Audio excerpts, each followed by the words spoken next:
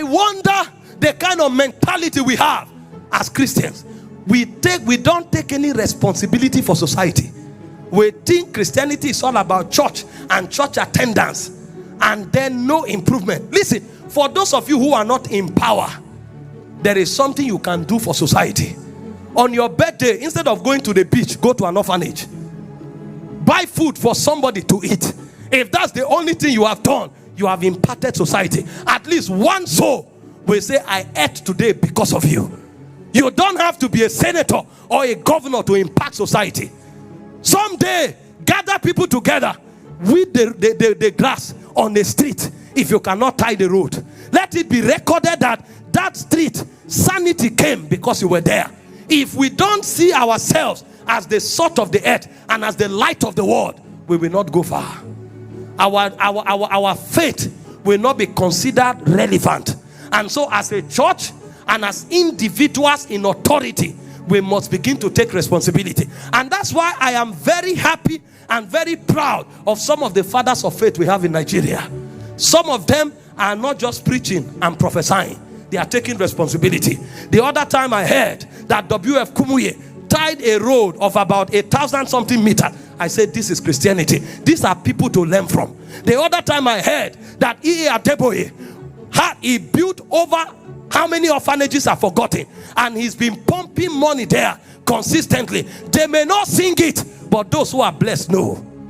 And that is what Christianity is about. This emerging generation must understand that influence is not for people to know that you too, you are a deep preacher.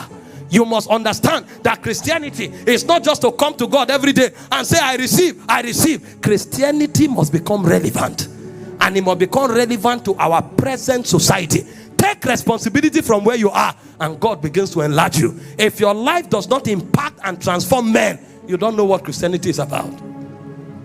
Christianity is not a religion, but there's a religion in Christianity. And what does the Bible call that religion? It says to remember the widow. It's to remember the orphans. When was the last time you remember the poor around you?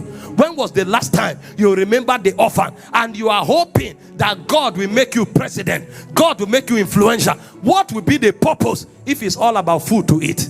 Your life is bigger than what to eat. Your life is bigger than food. Your life is bigger than what to wear. There is a society waiting for you. That's why the grace of God is on your life. Because when you meet people, you change their story. When you meet people, you give them a reason to know that God is good. James said, if a man comes to you and is hungry, he said, what is the benefit it is to that man if you tell him the Lord be with you, if you don't give him what to eat? Christians are growing very, very irresponsibly.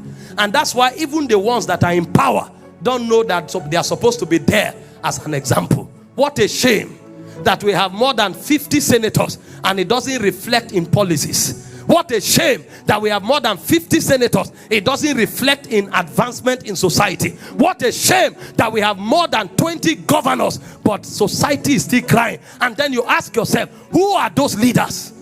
Didn't they come from churches? Didn't they pass through churches? What were they taught? How come this scepter has no impact?